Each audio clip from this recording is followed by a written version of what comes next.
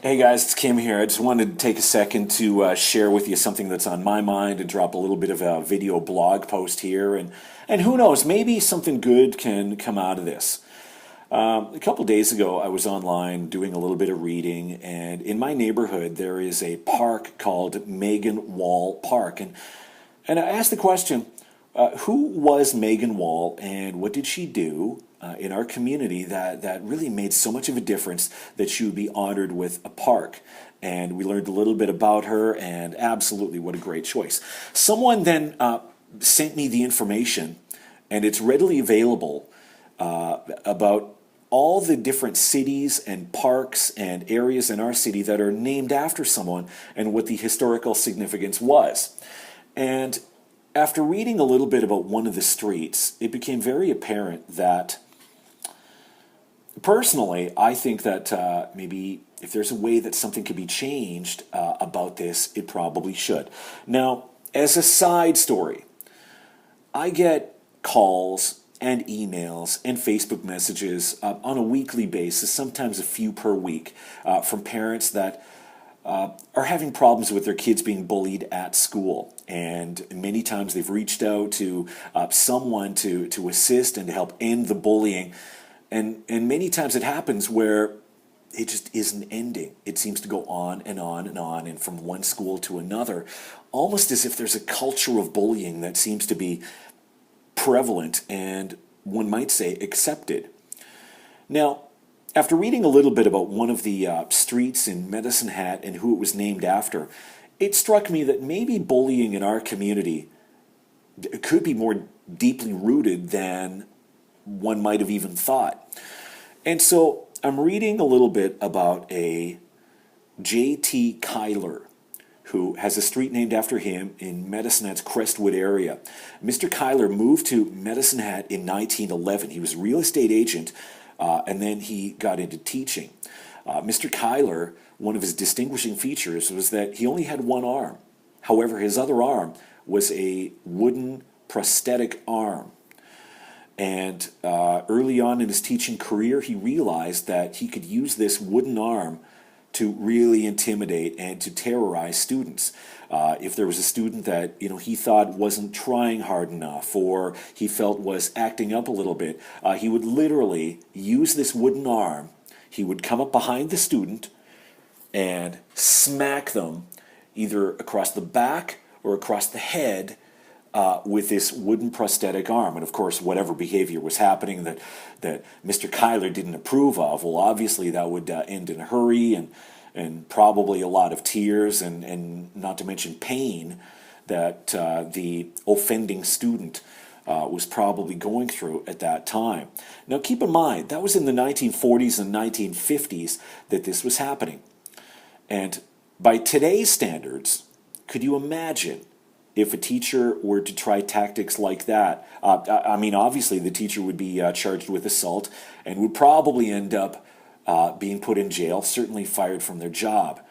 And so it struck me that, I mean, there's no doubt in my mind that an individual like this, that is as textbook bullying as it gets. I mean, quite frankly, to intimidate and to terrorize individuals, many of whom half his size. I mean, could there be a more textbook case of bullying than that? And I mean, let's also keep in mind that back in the 40s and 50s, a lot of the students, I mean, we have medical diagnoses now that they simply didn't have back then. How many of the students that he assaulted were autistic or had ADHD or any kind of learning disability, or who knows what might have happened? Back in those days, they just called them slow, or, excuse the word, but retarded. And so it really struck me that someone like that, to be honored by having a street named after them, when their very reputation was to intimidate and terrorize the people that he was in charge of teaching and helping and preparing for the world. This guy does not deserve the accolades that our city granted him many, many years ago.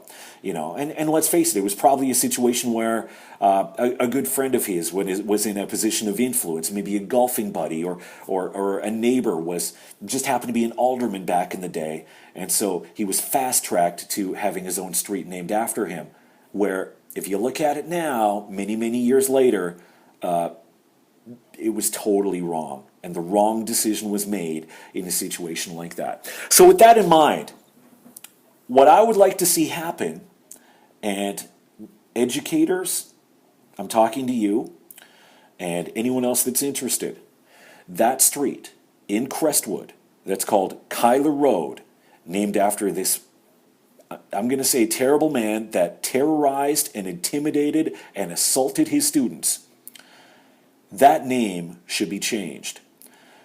What should it be changed to? Well, given the fact that the Medicinet Armories are right there, a street that, quite frankly, so many local heroes, young men and women that went on to represent our country in battle to fight for our freedom and honor and dignity and all the things, quite frankly, that Mr. Kyler stripped from many, many students, that name should be renamed, and I will say Stephen Stock Road.